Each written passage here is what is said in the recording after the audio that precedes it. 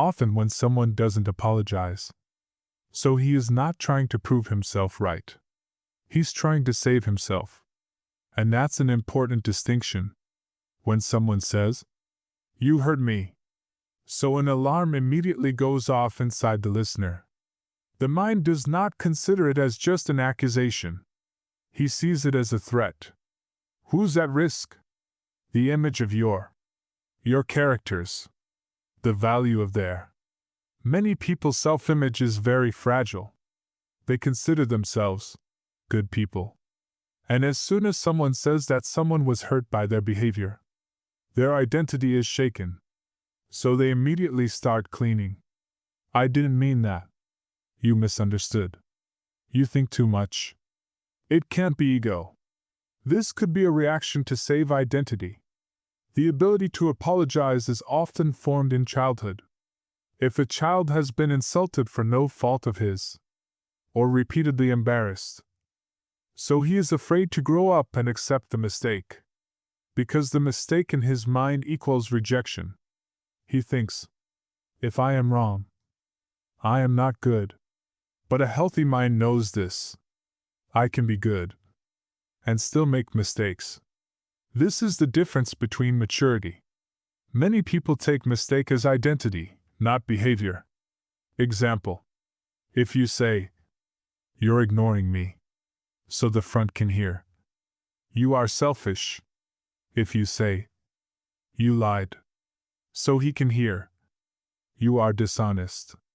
When the conversation shifts from behavior to identity, so forgiveness becomes almost impossible. Because the event is no longer. Character has become.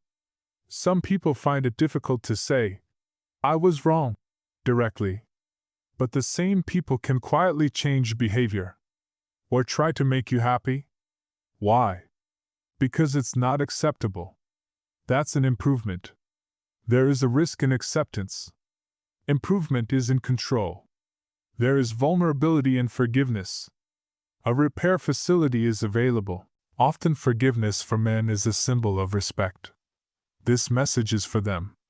I take you seriously. When there is no forgiveness. So they think that their feelings are not important. On the other hand, many women think, "If I change behavior, that's enough." Both sides want to solve the problem, but wants an acknowledgement. The second harmony. Some people believe that time will heal everything. They think, "Don't worry, everything will be fine soon." And many times it works. But inside there are unresolved emotions. And another day, a small thing explodes. Because the problem has never been solved. A healthy forgiveness consists of 4 elements. Clear admission. Yes, I did it. Recognition of the effect. It hurt you.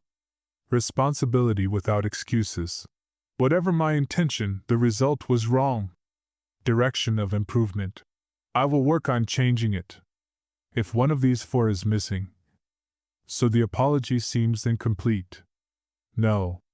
All disagreements are not mistakes. Sometimes people think differently. It's not wrong, it's different. But where a clear boundary has been crossed, an apology is needed. When someone feels safe, so he can easily apologize. When he feels that his mistake will not be weaponized, so he can be honest. But if after every apology, the old things are repeated, so the person closes. So forgiveness and forgiveness go hand in hand. When both parties understand that forgiveness is not a loss, responsibility is not a weakness, and that's part of being human.